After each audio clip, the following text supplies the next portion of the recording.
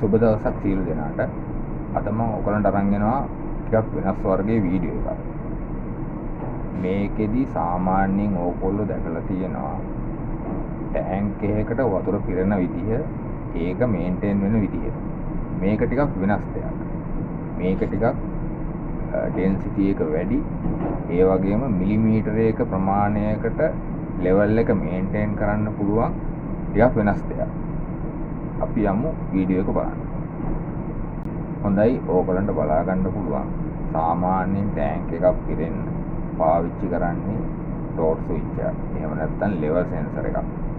මේකෙදි පාවිච්චි කරලා තියෙන්නේ ෆොටෝ ඉලෙක්ට්‍රික් සෙන්සර් එකක්. එතකොට ඒක පාවිච්චි කරන්න හේතුව මොකද? මේ ලික්විඩ් එක ඩෙන්සිටි එක වැඩි. එහෙම වුණාට පස්සේ ලෙවල් සෙන්සර් එකක් වුණාම ඒකේ ප්‍රෝබ් තියෙනවා. ප්‍රෝබ් හරියට කන්ටැක්ට් වෙන්නේ නැති තත්වයකටපත් වෙනවා. ඊට පස්සේ සිග්නල් හරියට වැඩ කරන්නේ නැති වුණාම ලෙවල් එක මේන්ටේන් වෙන්නේ නැහැ. නමුත් මේ ෆොටෝ ඉලෙක්ට්‍රික් සෙන්සර් එක පාවිච්චි කරාම මේකෙදි ලෙවල් එක හරියට මේන්ටේන් වෙනවා. ඕකරන්න බලා ගන්න පුළුවන්. දැන්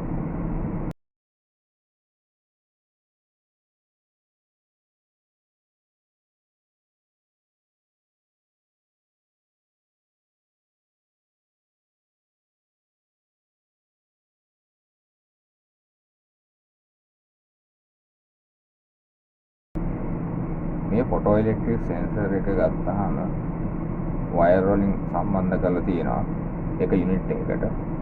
ඒ යුනිට් එක ගත්තාම සාමාන්‍යයෙන් අදහසක් විදිහට කියනවා ඒ යුනිට් එක අපි 24 power supply එකක් පාවිච්චි කරනවා.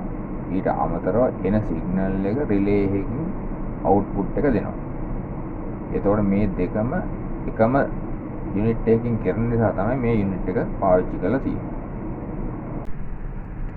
ඕකලන්ට පේනවා ඇති මේකට ටයිමර් එකක් සවි කරලා තියෙනවා. මේ ටයිමර් එකෙන් අදහස් වෙන්නේ මේ සෙන්සර් එක ළඟ මේක ක්‍රියාත්මක වෙනවා. ඒ ළඟ ක්‍රියාත්මක වෙන්නේ මොකද? ඕකලන්ට පේනවා ඇති මේ ෆෝමස් ටික මූව් වෙනකොට චූටි රැල්ලක් හැදෙනවා ලික්විඩ් එකේ. ඒ රැල්ල නිසා තමයි ඔන් ඔෆ් වෙන්නේ වේගෙන්. අන්න ඒක එක මට්ටමකට මේන්ටේන් කරගන්න තමයි ටයිමර් එකක් දාලා තියෙන්නේ.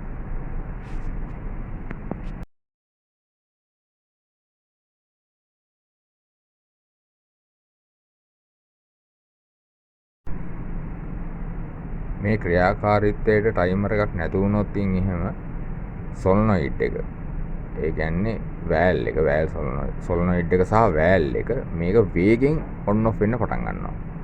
ඒ වේගෙන් ඔන් ඔෆ් වෙන්න පටන් ගත්තොතින් ලික්විඩ් එක වේගෙන් පිරෙනවා, වේගෙන් නතර වෙනවා. එතකොටත් ලොකු ප්‍රමාණයක කැලැත්තීමක් සිද්ධ වෙන්න පුළුවන්. අන්න ඒ නිසා තමයි ඒ ඔක්කොටම හරියන්න ටයිමර් එකක් දාලා ලික්විඩ් එක ස්ටෙබිලයිස් වෙන්න කියලා තියෙනවා.